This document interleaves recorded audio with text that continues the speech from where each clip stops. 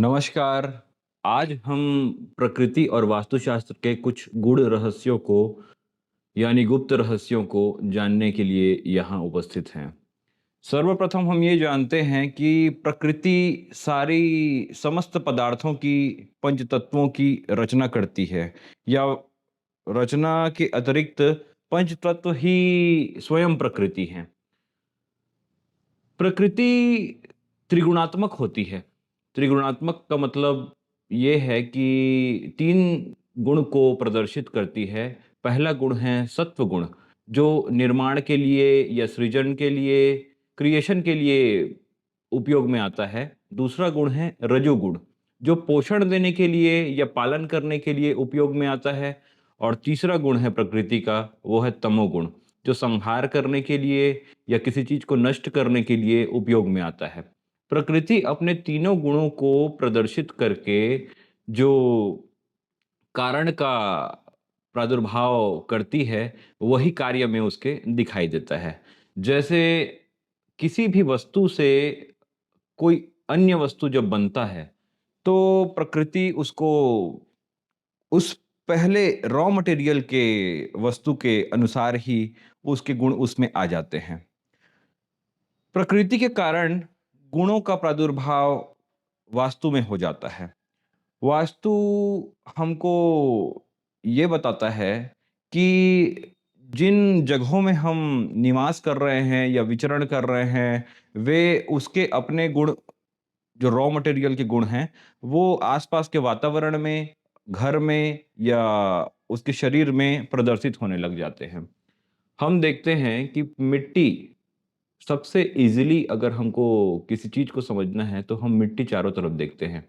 धरती पूर्णतः मिट्टी से, चट्टानों से या कुल मिला के चट्टान या किसी ठोस पदार्थ को भी जो टूट के वेदरिंग के थ्रू, इस प्रोसेस के थ्रू मिट्टी बनते हैं, मिट्टी के ऊपर ध्यान देते हैं।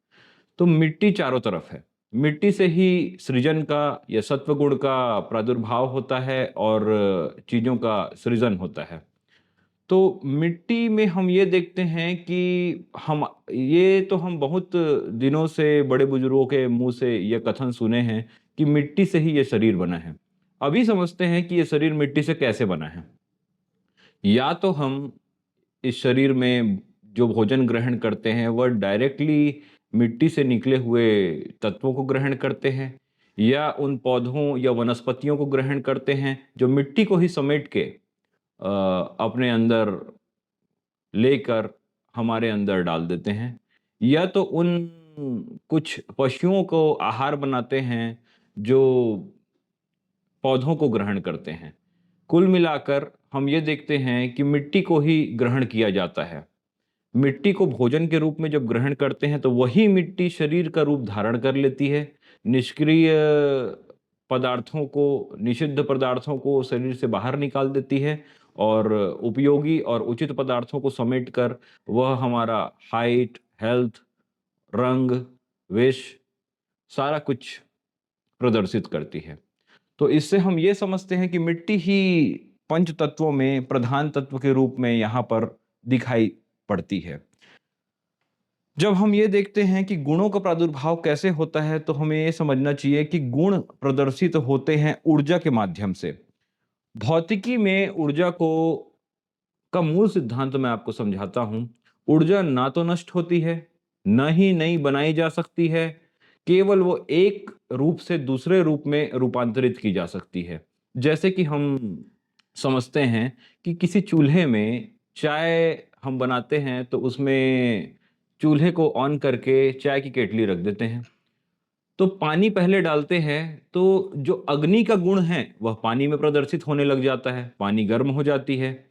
तो इसी प्रकार से जब एक रूप से दूसरे रूप में रूपांतरित किया जाता है, तो कारक के गुण कार्य में कारण स्वरूप दिखाई पड़ते हैं।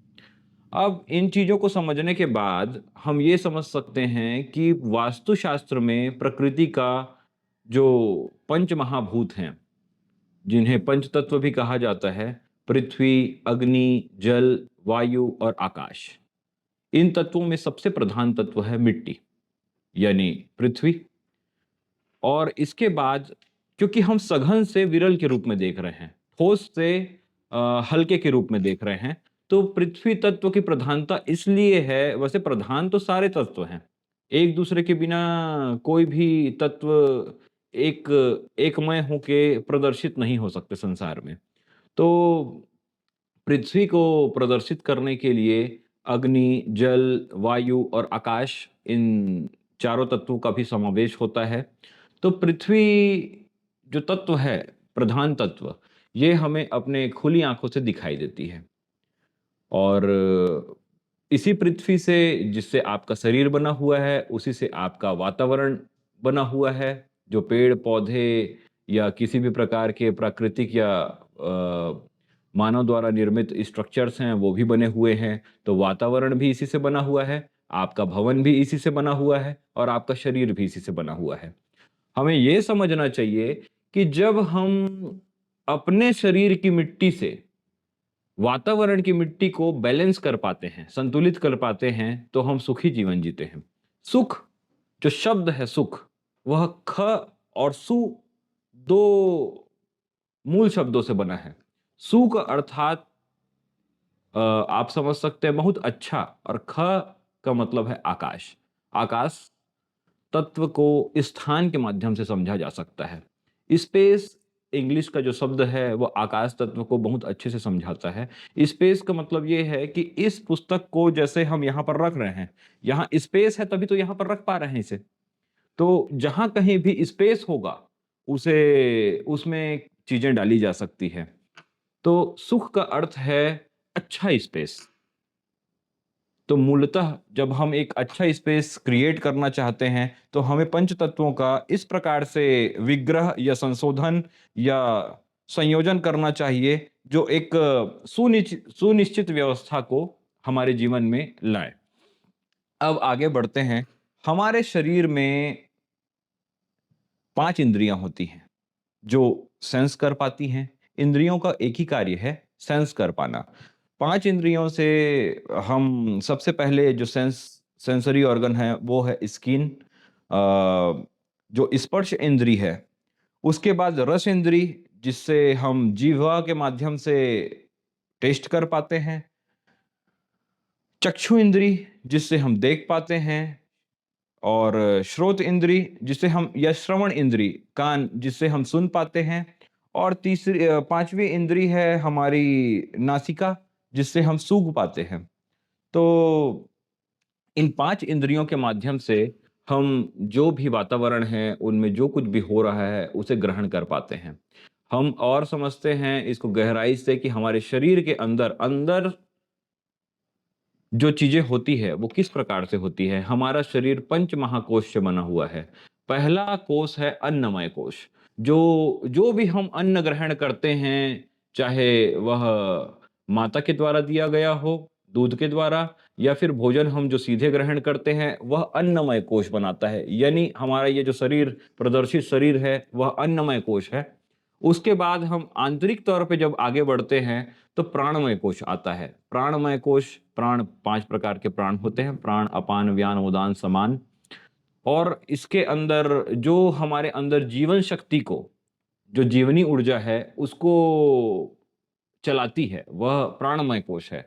इसके अंदर और जब हम आते हैं तो मनोमय कोश आता है।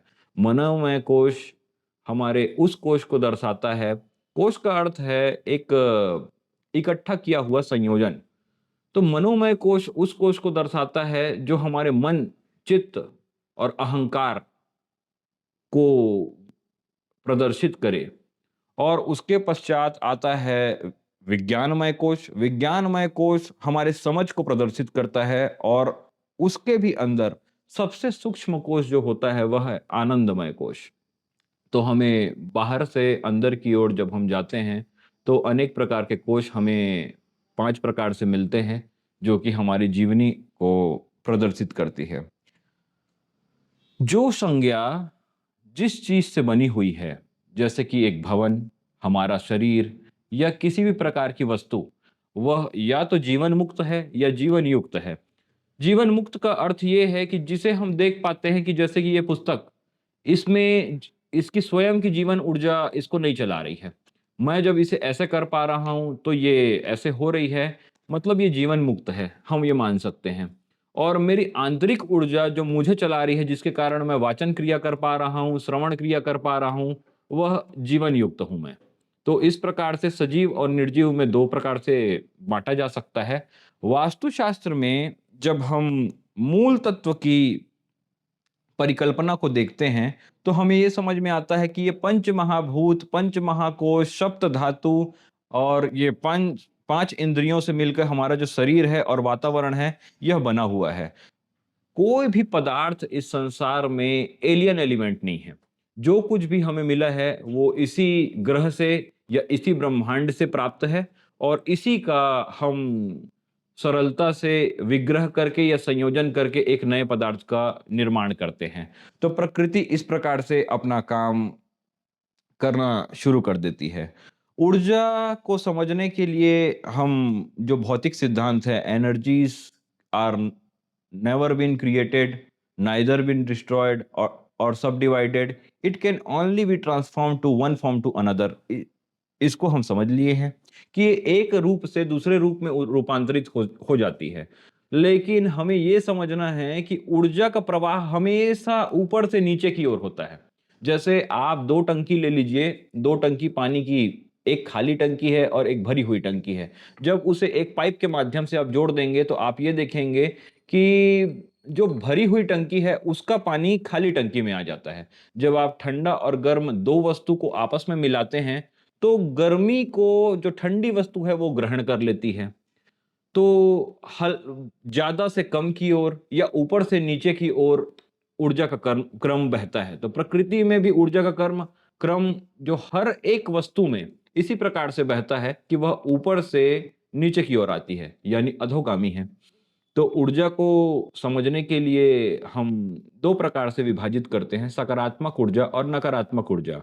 जो सत्व गुण और कुछ हद तक के रजोगुण को धारण किए हुए जो ऊर्जा है, जो सृजन का कार्य करती है, जो निर्माण करती है, वही सत्व गुण में आ जाती है और जो ऊर्जाएँ नष्ट करने के लिए उपयोग में लाई जाती है, वे नकारात्मक होती है और इसे हम नेगेटिव एनर्जीज़ के बारे में उल्लेखित कर सकते हैं। अब ये आप समझिए सबसे पहले कि जो कुछ भी यहाँ इकट्ठा होता है, वही दिखाई देता है और जो दिखता है, वह हमेशा सच नहीं होता। जैसे हमें पेड़ के पत्ते में हरा रंग दिखता है, पर आपको फिज़िक्स का ये नियम बता दें कि जो कुछ भी दिख रहा है, मतलब वो रिफ्लेक्ट हो रहा है। जो परावर्तित होता है, वही दिखाई देता है। इसका ये मतलब है कि हरे रंग को छोड़ के बाकी सारे रंग उस पत्ते में हैं। हरा रंग तो वह रंग है जो रिफ्लेक्ट कर दिया गया है, मतलब जो हमारे आँखों में दृश्यमान हो रहा है। तो इससे आप ये समझ लीजिए कि ये सारा माया का क्रम जो वस्तुओं को और वातावरण को, हर प्रकार की संज्ञाओं को, चाहे वो व्यक्ति हो, वस्तु हो, स्थान हो या भाव हो, उसे जो प्रदर्शित करता है, वो परम सत्य नहीं है। कुछ भी तोड़-मरोड़ के प्रकृति उसे प्रदर्शित करती है और हमारी इंद्रियाँ जो देख पाती है या महसूस कर पाती है, उसको हम सच मान लेते हैं। तो विद्या का अर्थ यही है, या विद्या सा विमुक्तये, अर्थात विद्या वही है जो विमुक्त करे, जो मुक्त करे।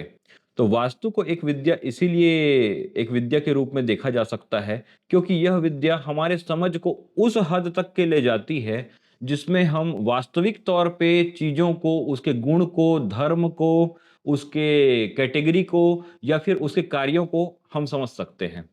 और आगे हम पूर्ण रूप से कोशिश करेंगे कि चीज़ों को क्रमबद्ध तरीके से मैं आपको समझा सकूँ। धन्यवाद।